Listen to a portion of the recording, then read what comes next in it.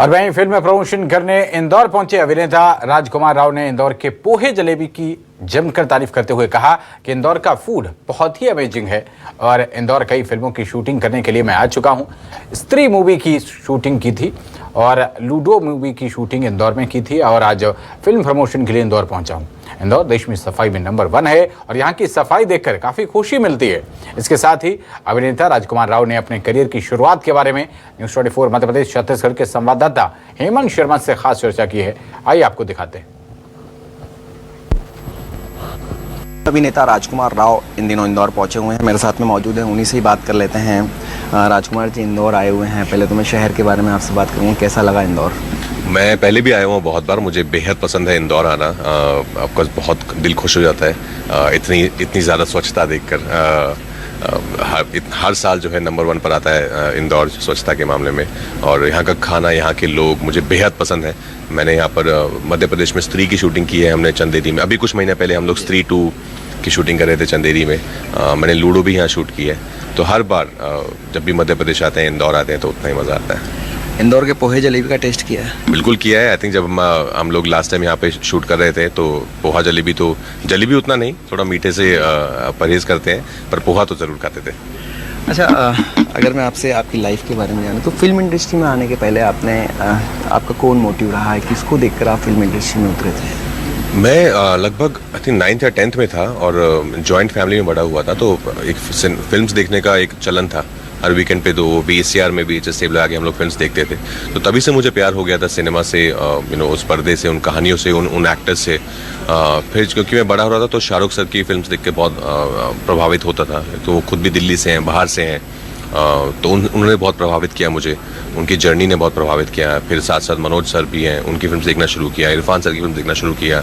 तो हर तरीके का सिनेमा, हर तरीके की परफॉर्मेंस देख रहा था कि मुझे भी ऐसा कुछ काम करना है जो ये लोग कर रहे हैं, मुझे भी इस दुनिया में जाना है। तो उसी के चलते फिर इस चीज़ में शुरुआत हुई। फिर थिएटर करना शुरू किया, फिर फिल्म स्कूल गए, FTI, वहाँ पे एक्टिंग की तालीम ली, फिर मुंबई आए।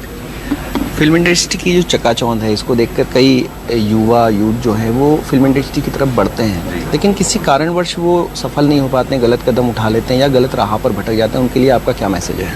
मेरा मैसेज यही है कि सबसे पहले तो आपको अपने आप से पूछना पड़ेगा कि आप क्या ये सिर्फ फेमस होने के लिए कर रहे हैं, कि आपको इस कला से प्यार है, मोहब्बत है।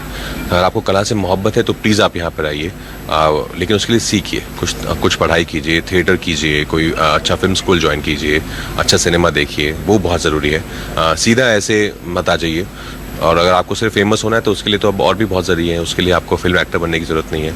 अगर आप सीरियस है इस काम के लिए तो प्लीज़ मेहनत के लिए रेडी रहिए, निराश मत होइए। कभी कभी वक्त लगता है, पर अगर आप में सच में, अगर आप में कला है और आप मेहनत के लिए रेडी हैं, तो अभी तो आई थिंक बहुत सारी ऐसी अपॉर्चुनिटीज़ अवेलेबल हैं, क्योंकि इतने सारे प्लेटफॉर्म्स भी आ गए हैं, OTT प्लेटफॉर्म्स हैं जहाँ पर अच्छा काम हो रहा है। तो निराश मत होइए, कभी कभी वक्त लगता है, लेकिन आप अगर डिजर्विंग हैं तो हो जाता है।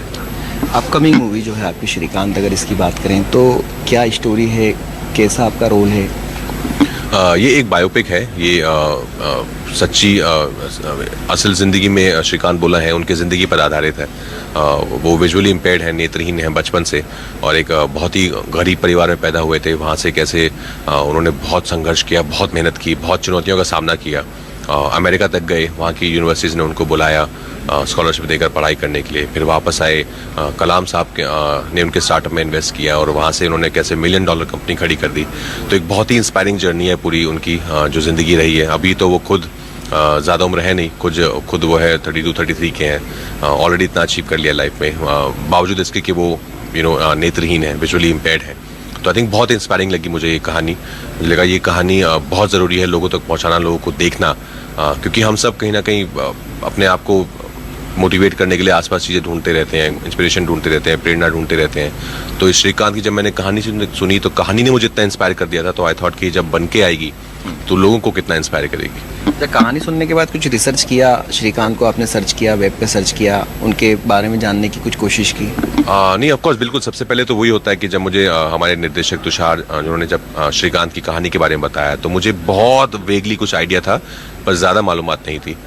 तो मैंने सबसे पहले जाकर इंटरनेट पे पढ़ा, और ऑलरेडी तुषार ने इतना सुनाया था, मैं ऑलरेडी और इंस्पायर हो गया था उनके इंटरव्यूज़ देख के। इतनी दफ़ा उनको इंडियन ऑफ द ईयर और फोर्ब्स 30 अंडर 30 सारे अवार्ड से नवाजा गया है। फिर मैं उनसे मिला, उनसे मिला तो मैं और ज़्यादा प्रभावित हो गया, बिकॉज वो इतने फुल ऑफ लाइफ, जिंदा दिल, इतना ज़्यादा कॉन्फिडेंस है उनमें, इतने विटी है। तो मेरा जो एक परसेप्शन था ना, एक लगता है कि हाँ शायद डिसेबल है तो थोड़ा सा मुझे अलर्ट रहना होगा, I have to be careful, थोड़ा सिंपैथी, वो सब मेरा भ्रम टूट गया कि ऐसा कुछ नहीं है, बहुत केपेबल है, सब कुछ कर सकते हैं, इतना कुछ ऑलरेडी अचीव किया है लाइफ में। तो बहुत मज़ा आया उनकी ज़िंदगी जीकर पर्दे पर भी और उनसे मिलकर भी। धन्यवाद।